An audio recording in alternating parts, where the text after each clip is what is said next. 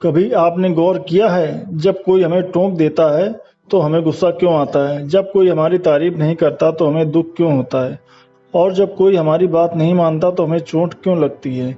इन सब के पीछे एक ही कारण है, अहंकार। अहंकार वो दीवार है जो हमें दूसरों से भी दूर करती है और खुद की भी सच्चाई से भी। आज हम सीखेंगे अहंकार को कैसे कम किया जाए और जीवन को सरल, सुंदर और प्रेम से भरपूर बनाया जाए। पहला है अहंकार की पहचान। अहंकार सिर्फ दूसरों पर हावी होने का नाम नहीं है। कभी कभी अहंकार बहुत सूक्ष्म रूप में भी होता है, जैसे मेरे बिना ये काम नहीं होगा, मैं हमेशा सही हूँ, या दूसरे लोग मुझसे छोटे हैं। असल में अहंकार हमें एक नकली पहचान दे देता है। यह हमें यह भूलने पर मजबूर करता है कि असली ताकत हमारी विनम्रता और करुणा में है, ना कि मैं के अहंकार में। किसी ने बहुत सही कहा है, जिस दिन इंसान समझ लेता है कि वो सब कुछ नहीं जानता, उसी दिन उसका असली ज्ञान शुरू होता है। दूसरा है विनम्रता का अभ्यास। अहंकार का सबसे बड़ा इलाज है विनम्रता। जब हम झुकना सीखते हैं तभी हम ऊपर उठते हैं।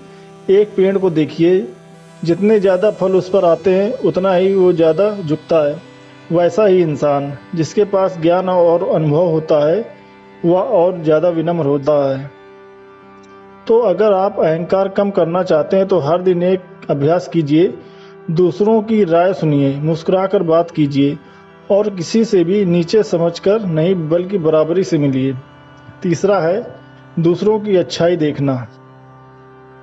हमारी आदत है कि हम दूसरों की कमियां बहुत जल्दी पकड़ लेते हैं, लेकिन क्या हम उनकी अच्छाई उतनी जल्दी देखते हैं? शायद नहीं।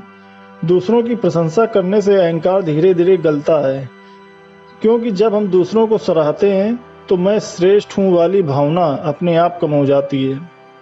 याद रखिए, दूसरों की अच्छाई को स्वीकार करना अपने भीतर की रोशनी को बढ़ाना है। चौथा है अपनी गलतियों को पहचानें।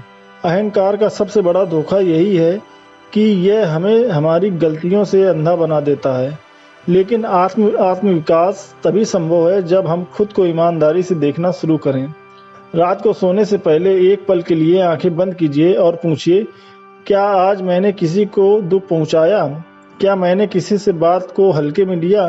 क्या मेरी वजह से किसी को चोट पहुंची? जब आप खुद से ईमानदारी से सवाल करेंगे तो आपको अपनी कमजोरियां दिखने लगेंगी, और जहां ईमानदारी आती है वहां अहंकार चला जाता है। पांचवा है क्षमा और सहयोग। क्षमा करना और सहयोग लेना, ये दोनों आदतें अहंकार को सबसे जल्दी तोड़ती हैं। अहंकार कहता है मैं क्यों माफ़ करूं, लेकिन करुणा कहती है क्षमा करने से मैं हल्का हो जाऊंगा।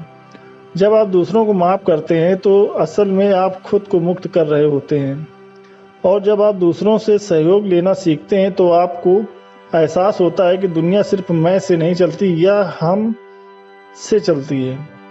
यही समझ अहंकार को जड़ से हिला देती है। छठवां है ध्यान और माइंडफुलनेस। ध्यान, मेडिटेशन अहंकार को शांत करने का सबसे सुंदर उपाय है। जब आप स्थिर बैठकर बस अपनी सांस पर ध्यान देते हैं तो मन धीरे धीरे वर्तमान क्षण में ठहर जाता है। उसी पल अहंकार की शक्ति कम हो जाती है, क्योंकि अहंकार हमेशा अतीत और भविष्य में जीता है। मेरे साथ पहले क्या हुआ, आगे मैं क्या बनूंगा। लेकिन ध्यान आपको यह सिखाता है कि असली शांति अभी और यहीं में है, और जहाँ शांति है वहाँ अहंकार टिक नहीं सकता। सातवां है त्याग, प्रेम और करुणा। जब हम त्याग और समर्पण की भावना अपनाते हैं तो अहंकार का अस्तित्व मिट जाता है। मैं की जगह हम की भावना आती है। प्रेम और करुणा बढ़ाइए, दूसरों की भावनाओं को समझिए, उनके दर्द को बांटिए। अहंकार दीवार है, जबकि करुणा पुल है। दीवार हमें अलग करती है, पुल हमें जोड़ता है। यही कारण है कि महापुरुषों ने हमेशा कहा, अहंकार मत पालो, प्रेम पनपाओ। आठवां है तुलना और प्रार्थना।